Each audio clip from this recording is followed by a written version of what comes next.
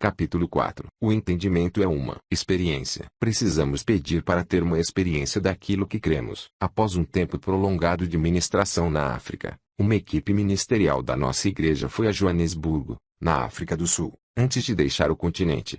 Eles não confinavam o ministério a um culto de igreja ou a uma fila para receber cura. Eles estavam instantaneamente prontos para ir aonde quer que fosse. Depois que o principal aspecto da viagem terminara, eles caminharam do hotel até um restaurante, pretendendo relaxar e comprar lembranças, quando se depararam com um homem sem teto chamado Peter, que estava em uma cadeira de rodas. Peter contou como estava paralisado há 11 anos depois de cair de uma altura de 4 andares. Ele não sentia nada da cintura para baixo e mal movia os braços. No dia anterior, malfeitores locais o haviam levado a um campo e o deixaram ali para morrer. Peter havia desistido da vida, mas ouviu Deus dizer: "Se você ficar aqui, você vai morrer." Você vai morrer. Então ele se arrastou até a cidade usando apenas os braços. A equipe orou por ele, e a perna de Peter começou a tremer loucamente. "O que está acontecendo comigo?" ele gritou. Ele começou a chorar e a se arrepender por estar zangado com Deus. Ele até prometeu deixar de fumar. Um membro da equipe foi comprar sapatos e meias, vendo que logo Peter estaria andando. Eles colocaram os sapatos e meias nos pés dele, e ele sentiu cócegas nos dedos dos pés, a primeira sensação que ele tinha nesse local havia 11 anos. Eles o ergueram e ele começou a andar. Sua fisionomia mudou completamente. O homem que empurrara a cadeira de rodas de Peter por muitos anos também foi salvo, e todos eles cantaram juntos: "O nosso Deus é um Deus tremendo." Aquele estacionamento tornou-se a cena de uma ministração espontânea quando rapidamente espalhou-se a notícia da cura de Peter. As pessoas observaram o que estava acontecendo, e logo eram salvas e cheias do Espírito Santo. Então um carro se aproximou e o motorista estava impaciente, tentando ultrapassar a multidão. Os membros da equipe se aproximaram do carro e descobriram que um de seus ocupantes era a pessoa que levara Peter e o deixara no campo para morrer. Aquele homem saiu do banco de trás e desapareceu de cena. Os outros dois viram como Peter fora curado, e entregaram suas vidas a Cristo e arrancaram suas guias de feitiçaria. Na totalidade, havia cerca de 1 dúzia de novos cristãos, alguns cheios do Espírito Santo, e um aleijado que não era mais aleijado, todos saindo juntos para comer alguma coisa. Isso se chama colocar a revelação em prática.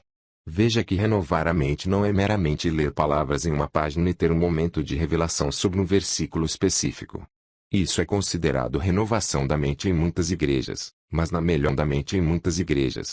melhor das hipóteses, essa é apenas a metade da equação. A renovação vem à medida que a revelação leva você a uma nova experiência com Deus, como aquelas pessoas tiveram naquele dia na África do Sul. Você pode ter um momento de inspiração enquanto lê a Bíblia ou ouve alguém pregar sua mensagem, mas sem dar o próximo passo para ter uma experiência, o processo é paralisado e não há renovação. Jesus colocou isso do seguinte modo em João 5:39: "Examinais as Escrituras, porque julgais ter nelas a vida eterna, e são elas mesmas que testificam de mim." Esse versículo diz claramente que a revelação destina-se a nos levar a um encontro com Deus. E se isso não acontecer, ela apenas nos torna mais religiosos. A revelação nunca é dada para aumentar o nosso conhecimento mental. O conhecimento é, na melhor das hipóteses, uma consequência. Somos prováveis coisas bíblicas que poderíamos nos afogar no dilúvio da informação. Alguns teólogos leem a Bíblia 12 horas por dia e não fazem ideia do que é o reino de Deus. Eles podem recitar evidências intermináveis de seu conhecimento, mas não há nada de revelador ou transformador em suas vidas. Isso aconteceu com muitos cristãos, que algumas vezes adotaram uma rotina de leitura dos textos bíblicos sem deixar que a leitura leve à experiência. Para renovar a mente, não devemos apenas pensar de modo diferente, mas viver de modo diferente, em uma nova experiência do revestimento de poder do Espírito Santo. Revelação com pés. 3 jovens da nossa igreja estavam em uma sorveteria certa noite quando, de repente, sentiram a presença e o poder de Deus vir sobre eles, quase como uma explosão de fogo. Percebendo que Deus estava prestes a fazer alguma coisa, eles olharam em volta procurando uma oportunidade de participar do impossível e viram um jovem de muletas. Eles se aproximaram dele e iniciaram uma conversa. Ele disse que havia caído de 4,5 metros dentro de apenas 60 centímetros de água, quebrando o cóccix. Ele não o revelou no primeiro momento, mas era um astro da corrida em uma das escolas secundárias locais. Eles oraram por ele e de repente ele largou as muletas e começou a saltar para cima e para baixo. Então ele começou a correr de um lado para outro tão depressa quanto um atleta competindo. As pessoas no estacionamento começaram a olhar maravilhadas e confusas.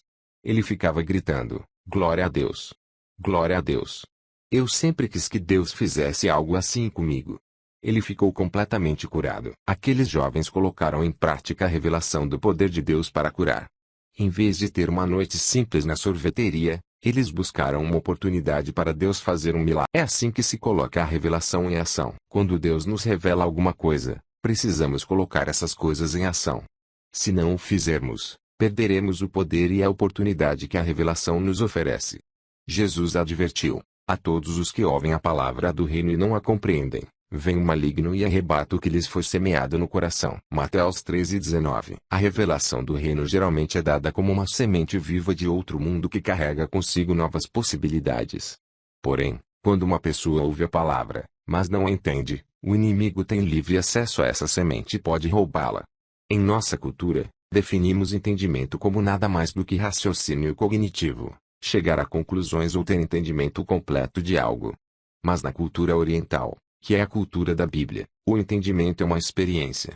Significa se envolver em atividades que abrangem os nossos 5 sentidos. Na verdade, a palavra grega para entendimento nesse versículo significa aprendizado que ocorre através dos 5 sentidos. Significa fazer, como na experiência humana prática. A visão bíblica do entendimento significa muito mais do que concordar mentalmente. Significa praticar na vida real o que a pessoa veio a saber por revelação. É por isso que os líderes judeus disseram a Jesus: "Rabi, sabemos que és mestre vindo da parte de Deus, porque ninguém pode fazer estes sinais que tu fazes, se Deus não estiver com ele." João 3:2. Entender também significa submeter-se a alguma coisa antes de poder explicá-la, defini-la ou descrevê-la. O entendimento bíblico ultrapassa em muito o intelecto. Hebreus 11:3 diz: "Pela fé, entendemos que foi o universo formado pela palavra de Deus, de maneira que o visível veio a existir das coisas que não aparecem." Não temos fé porque entendemos, mas entendemos porque temos fé. Em outras palavras, é imperativo aceitar e entender as coisas sem satisfazer completamente o seu intelecto. Quando leio a Bíblia, nem sempre entendo o que estou lendo. O aprendizado bíblico ocorre no Espírito primeiro, e à medida que obedecemos ao Espírito de Deus, o nosso Espírito comunica isso à nossa mente para que entendamos intelectualmente. Mas entender não é requisito para a obediência. Uma cristão normal é alguém que obedece às revelações e inspirações do Espírito Santo sem entendimento. O entendimento geralmente se desdobra na experiência. Para entender, nós devemos obedecer às revelações e colocá-las em prática. Como exemplo, digamos que eu fale à minha igreja sobre cuidar dos pobres, algo que amamos fazer. Posso me levantar no domingo de manhã e fazer o melhor trabalho possível para ilustrar a aflição e a necessidade dos pobres. As pessoas podem ficar comovidas emocionalmente. Mas se elas não fizerem algo prático nas 2 ou 3 semanas seguintes, talvez encontrando uma família pobre para ajudar ou se oferecendo para trabalhar em uma cozinha comunitária, então essa palavra estará aberta para ser retirada do coração, o único lugar onde ela pode transformar suas vidas. A revelação nos leva apenas até a metade do caminho. A experiência nos leva até o fim. A grande tragédia é que se você não se mexer e passar a experiência, essa revelação permanece trancada na sua mente, e você pensa que ela está ativa em sua vida. Na próxima vez que você ouvir uma mensagem sobre ajudar os pobres, você pode dizer: "Amém." As outras pessoas neste lugar precisam ouvir isso, embora você não tenha feito nada para ajudar os pobres. Ouvir sem agir deixou você trancado em uma forma sem poder. Há grandes audiências, grandes multidões de pessoas, grandes denominações e movimentos que lutariam até a morte para defender a cura divina ou a profecia, ou muitas outras práticas, mas eles nunca veem essas coisas acontecerem. Eles pensam: "Entendo o conceito. Concordo que isso acontece. Se for da vontade de Deus, Ele sabe o meu endereço e Ele pode me conceder essa graça." Eles têm a revelação, mas não podem apontar para nenhuma prova da sua validade na experiência pessoal. Eles não podem mostrar a ninguém como fazer isso. O conceito mental deles os isola da convicção de que nada mais precisa acontecer. Eles desenvolvem uma anestesia que amortece sua sensibilidade à transformação pessoal. Eles têm a experiência roubada e só podem recitar princípios. Isso é pura religião, a forma sem o poder. Por exemplo, Jesus disse em João 13:13, "Ora, ninguém subiu ao céu, senão aquele que de lá desceu, a saber, o Filho do Homem." que está no céu. Um versículo estranho, não é? Tendemos a pensar no céu somente como um recinto que está em algum lugar no espaço em vez de um lugar que coexiste conosco. Temos dificuldade em compreender e discernir essa afirmação, e assim deixamos que ela se torne uma afirmação interessante e encorajadora, mas sem nenhuma aplicação prática em nossas vidas. O que significa o Filho do Homem que está no céu? O que isso diz sobre nosso trabalho aqui na terra? Não significa que, assim como Jesus, devemos viver em uma postura de habitar nas dimensões celestiais e viver voltados para as aflições, enfermidades e dificuldades do mundo que nos cerca.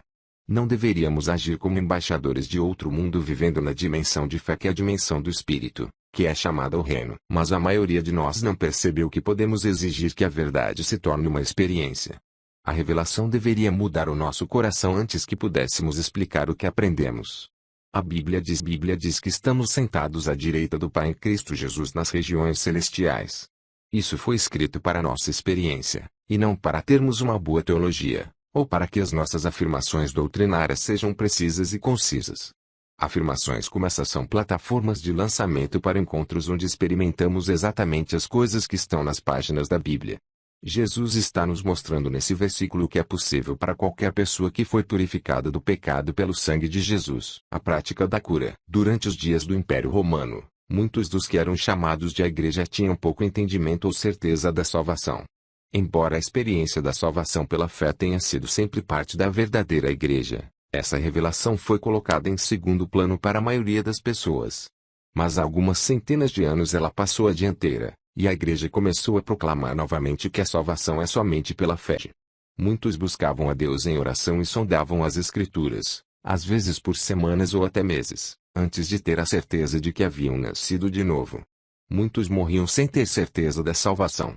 Mas porque a igreja abraçou essa revelação de todo o coração, ensinando-a, praticando-a, edificando a fé das pessoas nela, hoje a consideramos a coisa mais simples do mundo. Oramos para que um pecador receba a Jesus, e não temos dúvida alguma de que ele se converterá instantaneamente. Muitos de nós não entendemos que isso só é fácil agora porque as gerações anteriores trabalharam plantando e regando essa revelação colocando-a em prática. Durante 2 séculos, a igreja não perdeu de vista o poder da conversão. Ela o ensinou, o pregou, foi às ruas com ele, escreveu livros a respeito dele. Hoje, estamos surfando a onda de uma herança de fé que aumentou ao longo de muitas gerações. Algo semelhante aconteceu com a adoração. Ao longo dos últimos 100 anos mais ou menos, a adoração mudou. Aconteceu com a adoração. Ao longo dos últimos 100 anos mais ou menos, a adoração mudou significativamente. Ela costumava ser moderada e sombria, nunca pessoal nas suas expressões a Deus. Então certas igrejas e movimentos começaram a adorar com exuberância, vozes altas e mãos levantadas, expressões que a maioria dos cristãos da época rejeitava e ridicularizava. Aqueles adoradores extravagantes pagaram o preço. Mas hoje você pode entrar em quase qualquer tipo de igreja e ver pessoas exaltando o nome de Jesus com mãos e vozes levantadas. O nosso entendimento dessa revelação passou pela experiência e pela prática, e a mente da igreja foi renovada. A revelação da cura está em uma trajetória similar. Os cristãos são absolutamente responsáveis por levar a cura divina às pessoas, provando a vontade de Deus, alinhando a realidade terrena com as partes da vida cristã normal. Deus a colocou no seu livro, ele a ilustrou na vida de Jesus. Ele nos disse para imitarmos o que Jesus fez. Então, porque é fácil para nós estarmos plenamente convencidos de que a nossa oração funcionará quando oramos para que alguém seja salvo e, no entanto, quando oramos por cura achamos difícil acreditar que alguém será curado. Isso acontece porque a salvação diz respeito à experiência de novo nascimento, uma ideia que foi abraçada e ensinada continuamente pela igreja durante séculos, enquanto a revelação de cura ainda não foi amplamente abraçada, ao contrário, foi até combatida. Hoje, em muitas igrejas, se você orar para que as pessoas sejam curadas você é considerado como alguém que está atuando sob a influência do diabo, enquanto a doença é considerada um dom de Deus para fazer as pessoas se tornarem cristãos melhores. Pense, a igreja se desviou para acreditar em tais mentiras. Temos tolerado o engano que acusa Deus de fazer o mal, que é a razão pela qual nos dias atuais a cura continua sendo tão controversa, pouco praticada e pouco entendida. O que teria acontecido se séculos atrás os cristãos tivessem abraçado o poder do Evangelho para trazer cura ao corpo físico, às emoções e à mente? E se a igreja tivesse arado o solo duro por geração após geração? Em vez de alguns heróis da cura marcando a trilha da história, todo o corpo de Cristo reconheceria a cura como uma parte essencial da grande comissão. Os cristãos normais veriam deformidades e diriam: não é problema. Câncer, não é problema. Membros faltando, não é problema. Oraríamos com poder sem a menor sombra de dúvida. Você pode imaginar Jesus dizendo ao cego Bartimeu: esta cegueira é um dom do meu Pai para tornar você uma pessoa melhor? No entanto, essa é a abordagem que a maioria dos cristãos adota. Eles não entendem a cura porque não têm experiência com ela. Eles não colocaram a revelação em prática. Cansei de ver pessoas orando por cegos e pedindo a Deus para abrir os olhos do coração delas. O problema é com os olhos naturais delas.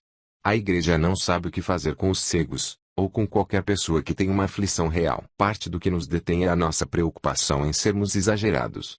Não queremos que as pessoas pensem que somos fanáticos religiosos. Tememos o exagero muito mais do que tememos a falta. Muitos cristãos evitam o tema da cura.